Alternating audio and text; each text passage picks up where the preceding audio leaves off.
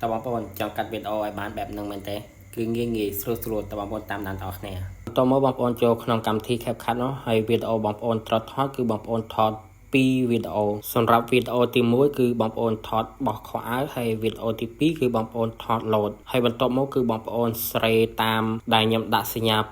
ឲ្យមើលបងប្អូននេះសញ្ញាព្រួយបងប្អូនយកត្រឹមអាវធ្លាក់ប៉ុណ្ណឹងហើយបងប្អូនត្រូវ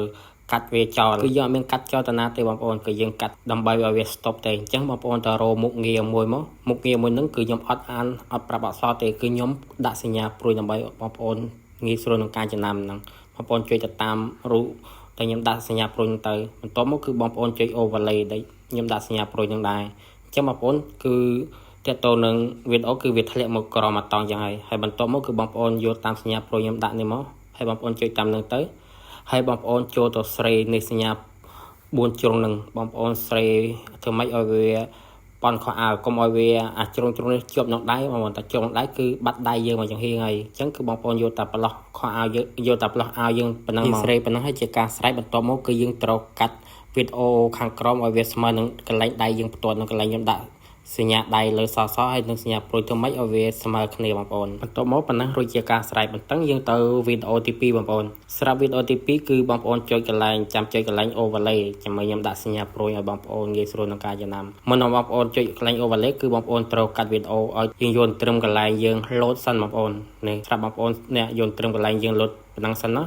ហើយបន្ទាប់មកគឺបងប្អូនចុចកន្លែង overlay នេះខ្ញុំដាក់ឃុំវងក្រហមខំហ្នឹងអញ្ចឹងវីដេអូធ្លាក់មកក្រោមយើងស្រេឲ្យស្មើគ្នានៅខាងក្រោមហ្នឹងមកបងប្អូនអញ្ចឹងស្រាប់វីដេអូយើងនៅខាងក្រោមវិញពេកបងប្អូនកាត់ចោលទៅកាត់ចោលឲ្យយើងយកកន្លែងតាណាដែលគិតថាគួរសមអញ្ចឹងបងប្អូនយកតាមហ្នឹងទៅបន្ទាប់មកគឺបងប្អូនត្រូវ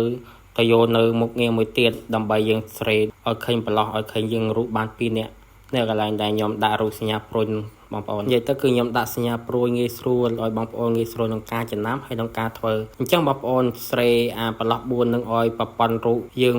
ទី2នេះទៅកុំឲ្យបាំងដៃបងប្អូនកុំឲ្យអាសញ្ញាពឺលឿងនឹងគឺត្រូវដៃយើងតែត្រូវដៃយើងគឺបាត់ដៃយើងហើយអញ្ចឹងគឺយើងធ្វើម៉េចឲ្យស្រេឲ្យប៉ុនប្រឡោះខ្លួនយើងនឹងមកអញ្ចឹងគឺយើងបានឃើញរូបទាំងពីរហើយអត់បាត់ដៃយើងទេតែបងប្អូនដាក់ឲ្យធំឲ្យត្រូវនឹងដៃហ្នឹងគឺដាក់បាត់ដៃយើងហើយអញ្ចឹងបងប្អូនទាញតាមសញ្ញាព្រួយខ្ញុំមកបន្តិចមកអញ្ចឹងវាអត់ឃើញមានស្នាមទេតែប៉ុណ្ណឹងគឺរួចជាការស្រេចបងប្អូនប៉ុណ្ណឹងគឺយើងបានវីដេអូមួយ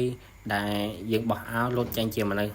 បានជា2នាក់អញ្ចឹងបើបងប្អូនចូលចិត្តនិងពេញចិត្តនឹងវីដេអូរបស់បងប្អូនគឺបងប្អូនជួយ like ជួយ share ឲ្យបងប្អូនម្នាក់មួយផងដើម្បីផ្ដល់កម្លាំងចិត្តដល់កូនច្រើនសម្រាប់បងប្អូនដែលចង់បានមេលេយកទៅលាយដែលមានគុណភាពខ្ពស់ល្អហើយមានទាំងប្រេងបាតសម្ភារហើយនឹងលេលាបមុខហើយនឹងសាប៊ូដោះមុខបើនិយាយពីរឿងសាច់លេវិញគឺក្អោបសាច់លេគឺមកតនីទៅលើសាច់លេបងប្អូនអត់មានជាតិកាត់អត់មានជាតិបោកអីបងប្អូនចង់ទិញអាចឆាតទៅ page ផងគាត់បានខ្ញុំនឹងដាក់ link ខាងក្រោម